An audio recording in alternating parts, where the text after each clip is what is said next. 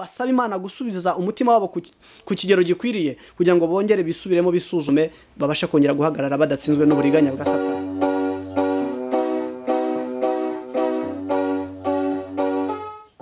Imana idufashe. Reka dusome mu izina rya Yesu Kristo. Reka duhere n'ubundi ku murongo waho wa 2. Ngibyo mwagenderagamo kera, ibyo mwagenderagamo kera mukurikiza ingeso y'isi, mugakurikiza umwami utegeka ikirere, ari we umwuka ukorera mu batumvira, kandi natwe twese twahoze muri bo, dukurikiza ibyo kamere yacu yifuza, tugakora ibyo kamere n'imitima byacu byishakira, kandi ku bwa kavukire yacu twari abo gucirwaho kugirirwa umujinya nk'abandi bose. Ku murongo waho wa 4 rero hakavuga ngo ariko Imana kuko ari umutunzi w'imbabazi yaduhinduranye bazima na Kristo kubw'urukundo rwinshi yadukunze, ubwo twari dupfuye tuzize ibicumuro byacu. Mu ijambo rikurikiraho hakavuga ngo ubuntu nibwo bwadukijije, Imana yacu nishimwe. Haleluya. Tukiri muri aya magambo, tukiri gusoma aya magambo, dukurikije ibyo twari tuganiriyeho n'ingero twari dufashe, zadufasha gukizwa, zadufasha kwihana, zadufasha kwakira agakiza katajegajega. Tugeze ahangaha ho noneho harabihamya kandi hakatubwira neza ko nubwo natwe ubwacu tubabwira ngo twarabo kugirirwa umujinya ndetse twarabo gucirwaho iteka, ariko ngo kubw'urukundo rutagira akagero rwa Kristo twazuranywe na Kristo ndetse ngo tuba bazima. Kubw'ibyo reka twongere dusubiremo aya magambo twitonze. Umfashe ukurikirana aya magambo. Niba twatangiranye, niba twakomeje kuganira, nyemerera umfashe dukurikirane aya magambo.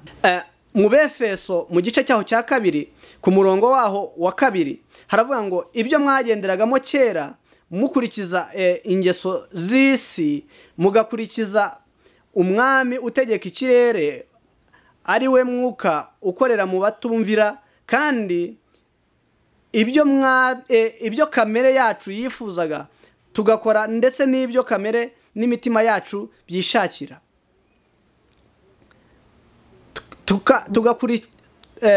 tukagirirwa umujinya nk'abandi bose.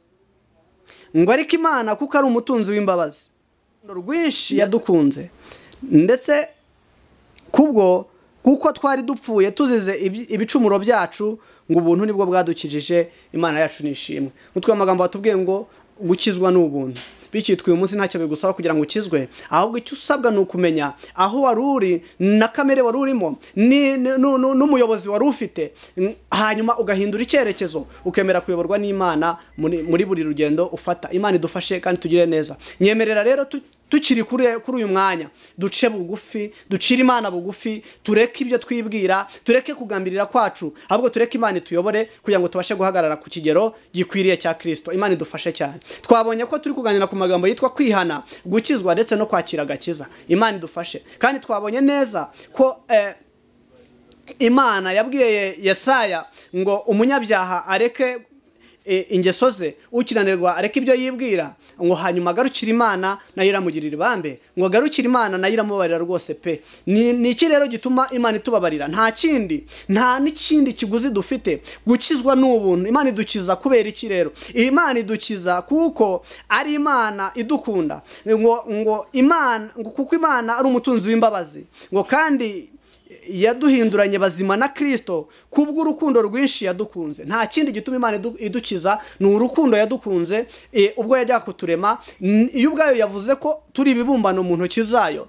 Rero niba urwo rukundo idukunda ikirudukunda, uyu munsi dukeneye kwiyunga nayo kugira ngo ikomeze dukunde kugera ku mperuka, kandi ngo igireka tugakora iby'imitima yacu irarikira, kubera ko yaduhaye amahitamo. Ariko iby'imitima yacu irarikira kenshi bituyobora mu gukorera Satani ndetse n'abayobora ikirere cy'umwijima. Ariko iyo twemeye Imana ikatuyobora, itwerekeza mu rukundo rwayo n'ubuntu bwayo, bikadutera amahoro yo mu mutima, bigatuma tugira imibereho ya Gikristo cyangwa se imibereho iboneye itunganiye Imana.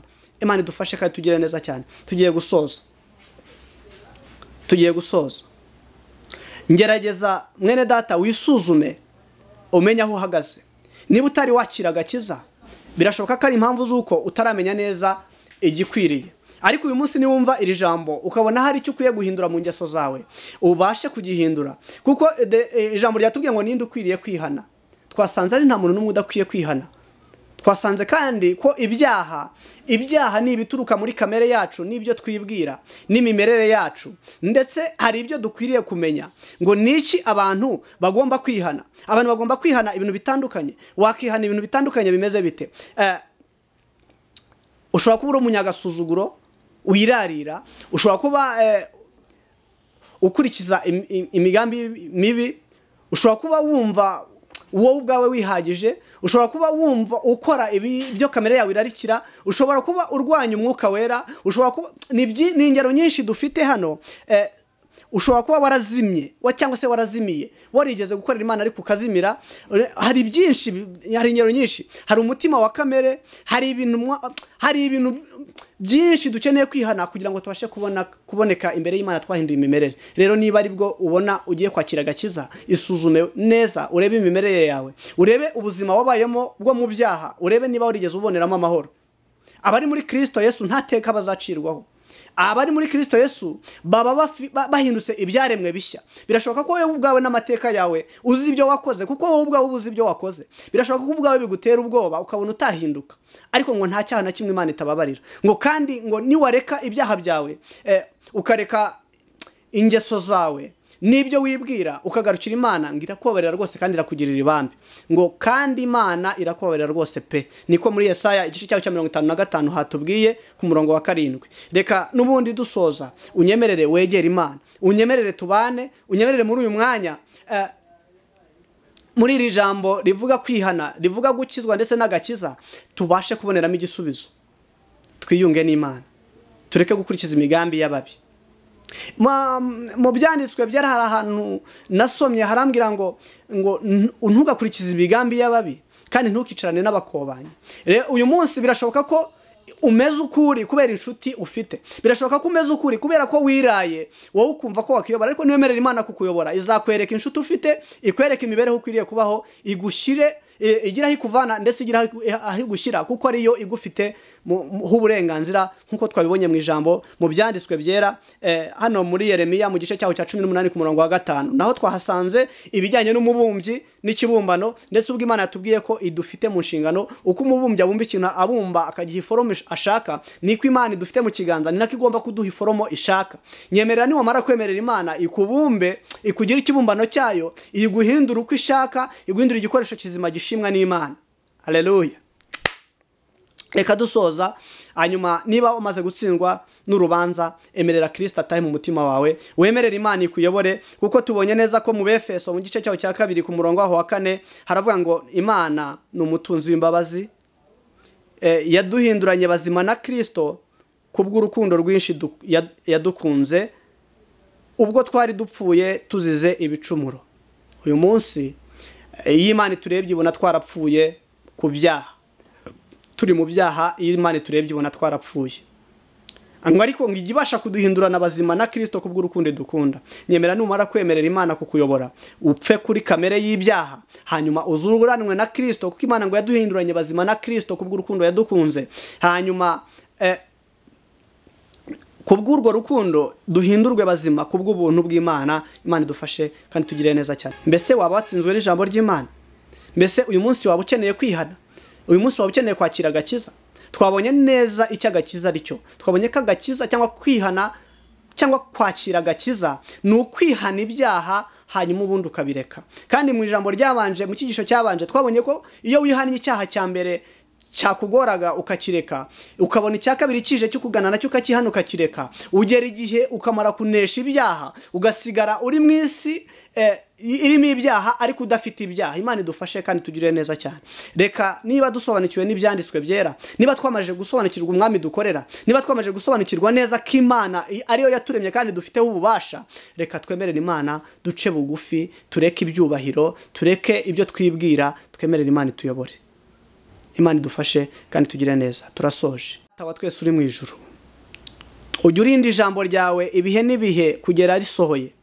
Nyemerera kuko ari we wavuze mu bitabo by'ubuhanuzi ukabwira abantu bawe ngo nibihane ibyaha byabo, ngo abanyabyaha bihane ibyaha byabo, bareke ingeso zabo, bareke ibyo bibwira n'ibyo bagambirira, baguhindukirire rwose uzabagirira ibambe. Nyemerera kuko hari ubwoko bwumvisha ijambo ryawe, bakeneye guhindukira, bakeneye gukizwa, bakeneye gukira, bakeneye kwihana. Bahereza imbaraga za Mwuka Wera zibayobore mu kuri kose, zibasobanurire ibyo bakeneyeho, babashe guhindukira, bave mu mujinya, bave mu byaha, bave mu bitagira umumaro, maze bagaragara imbere y'amaso yawe baboneye.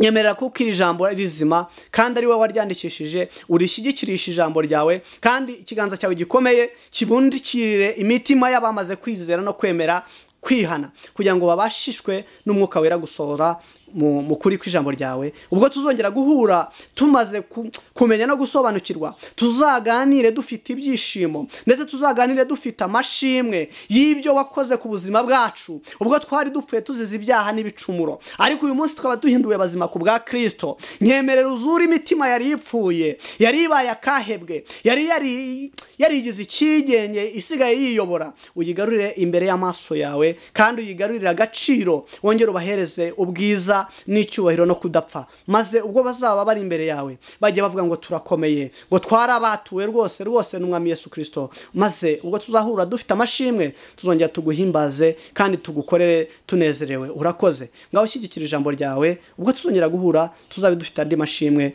icyubahiro n'ubutware n'ubushobozi bibyawe, mu izina rya Yesu Kristo wabambwe. Amen.